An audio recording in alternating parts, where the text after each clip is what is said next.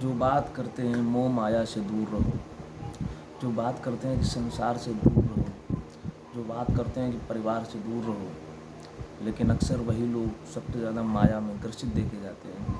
वही लोग परिवार में जुड़े हुए देखे जाते हैं। वही लोग संसार में सबसे ज़्यादा लग्जरी ज़िंदगी जीते हुए देखे जाते हैं। नमस्कार दोस्तों, हम बात कर रहे हैं उन ऐसे तमाम कथावाचकों के ऊपर बारे में बताने के लिए हम जा रहे हैं जो कथा में बैठ करके तो प्रवचन देते हैं, कथा में बैठ करके तो कहते हैं कि मोह माया से दूर रहो, संसार से दूर रहो, इतना लगाव मत रखो, इतना जीवन में कंजूसी ना करो।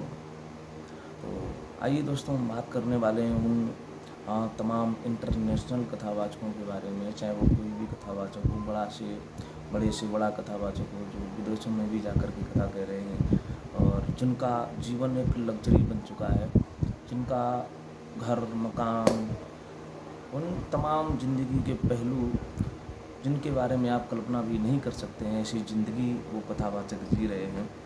तो हम बात करने वाले हैं कि आजकल कथावाचक ये कहते हैं कि मोह माया मत पड़ो, संसार में मत पड़ो और परिवार से भी रिश्ता मत रखो। लेकिन उन कथावाचकों की ज़िंदगी में सबसे ज़्यादा ये देखा जाता है कि वो अपने परिवार में सबसे ज़्यादा संलग्न हैं, अपने परिवार में सबसे ज़्यादा जुड़ाव है, उन्हें माया से सबसे ज़्यादा लगाव है, सबसे ज़्यादा लग्जरी ज़िंदगी जीते हैं। चाहे उनकी कार ले लो, मकान ले लो, उनका पहनावा ले लो, उनकी वॉच घड़ी, हमारे पास तो घड़ी भी नहीं है, उनकी वॉच ले लो, मतलब उन तमाम ज़िंदगी की आवश्यकताएं जो कथावाचक जो अपनी पूरी करते हैं वो लग्जरी आवश्यकताएं पूरी करते हैं।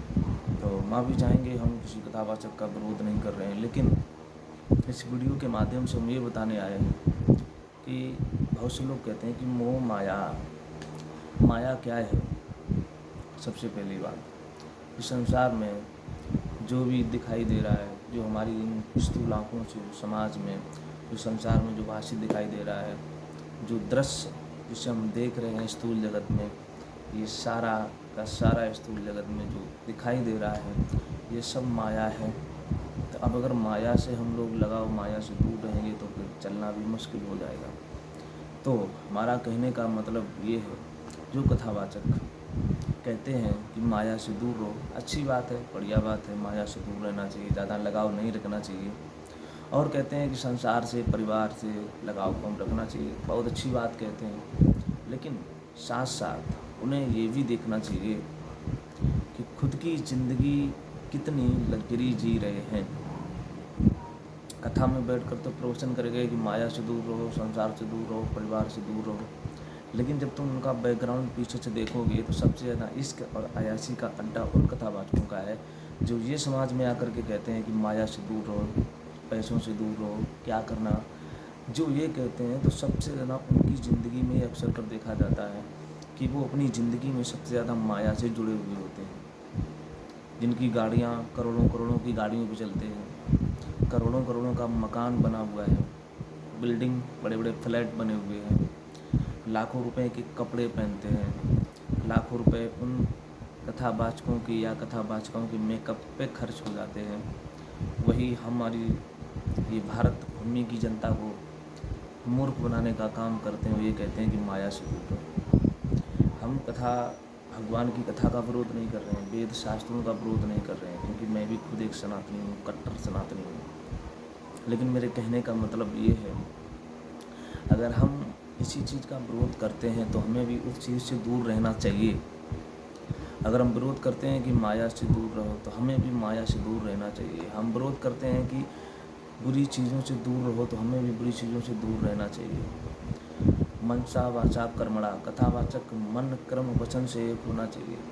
लेकिन कथावाचक थोड़ी देर के लिए तो ये कह देते हैं, लेकिन उनके पीछे जा कर के देखा जाए तो सबसे ज़्यादा गाड़ियाँ उनके पास होंगी, अयाशी के अड्डे उनके पास होंगे, सबसे ज़्यादा मनोरंजन उनके पास होगा, सबसे ज़्यादा संसार से वो जुड़े हुए होंगे, सबसे ज़्यादा मोह उनके अंदर होगा।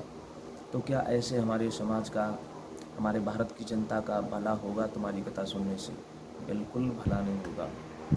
तो भला कैसे होगा? तो उन कथावाचकों के लिए वीडियो है।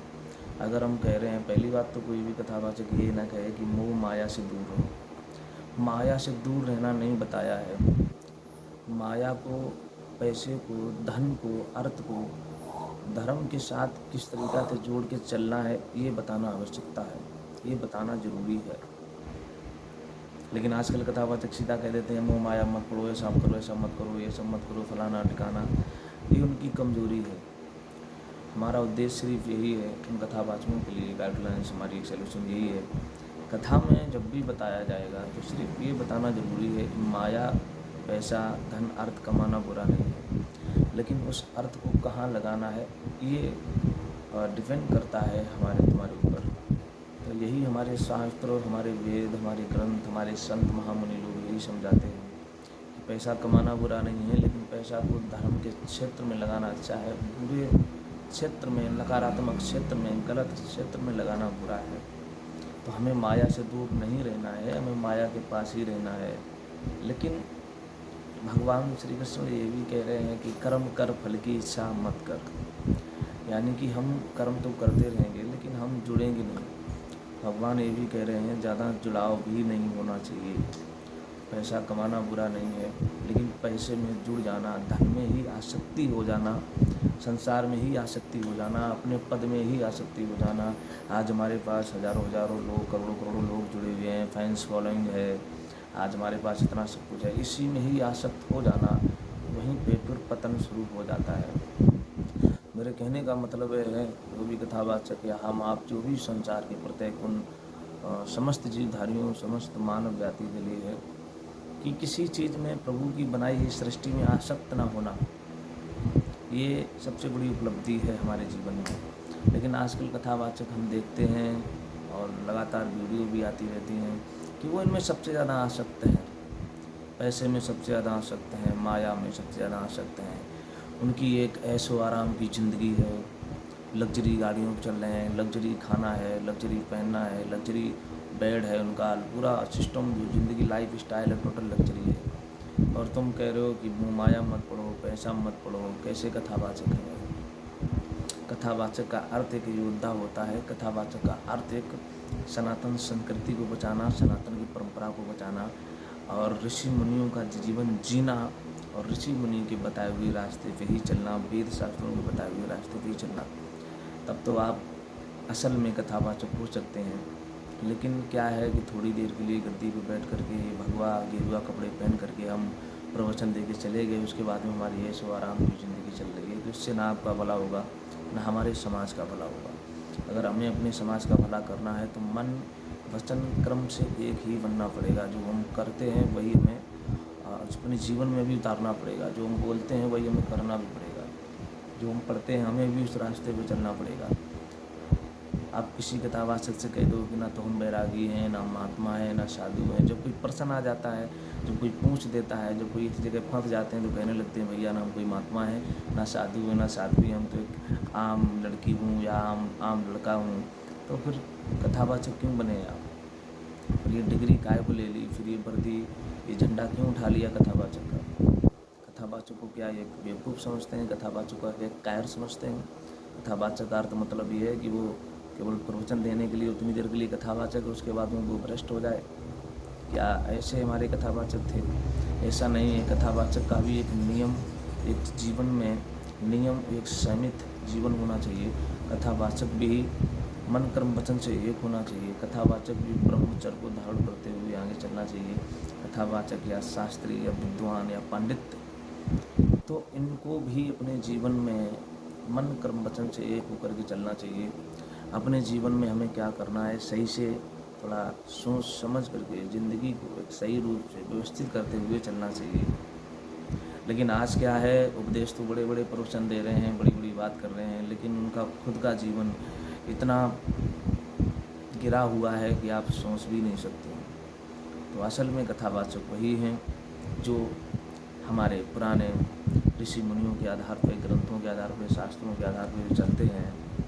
तो हमें अपने जीवन को भी एक ऋषि की परंपरा में, भारत की संस्कृति, भारत की परंपरा, वेद शास्त्र ग्रंथों ने जो हमें मार्ग बताया, जो जीवन चलने का बताया है, उसी रास्ते पे हमें भी चलना चाहिए। हमें भी हमेशा 24 आवर्स यानी कि 24 आवर्स, 24 घंटे में हमें भी मन कर्म वचन से एक होकर के रहना चाहिए। तभी तो हम वास्तव में कथावाचक और शास्त्री कहलाने के लायक हैं। अन्यथा हम केवल प्रवचन देते रहे, बाहर बातें करते रहे, खुद के जीवन में अय्याशी ऐशो आराम की ज़िंदगी जी रहे हैं।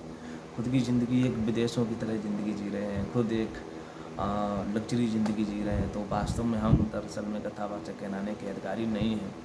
कथावाचक तो वही होता है जो भारत की परंपरा, भारत की ही जो बताए हुए जो रास्ते हैं, हमारे धर्म वेद शास्त्र ग्रंथों जो द्वारा जो बताए हुए रास्ते हैं उस पर चलना, ऋषियों की तरह जीवन जीना, शुद्ध ब्रह्मचारियों की तरह जीवन जीना, एक धर्म के अनुसार जीवन जीना, ये हमारी कथावाचक के जीवन में दर्शाता है। तो कथावाचक क्या बता रहे हैं, क्या कर रहे हैं, वो फैंस फॉलोइंग आप लोगों के ऊपर निर्भर है।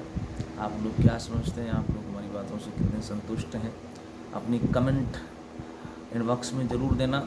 और फिर मिलेंगे हम अगली वीडियो के साथ में, तब तक के लिए जय हिंद।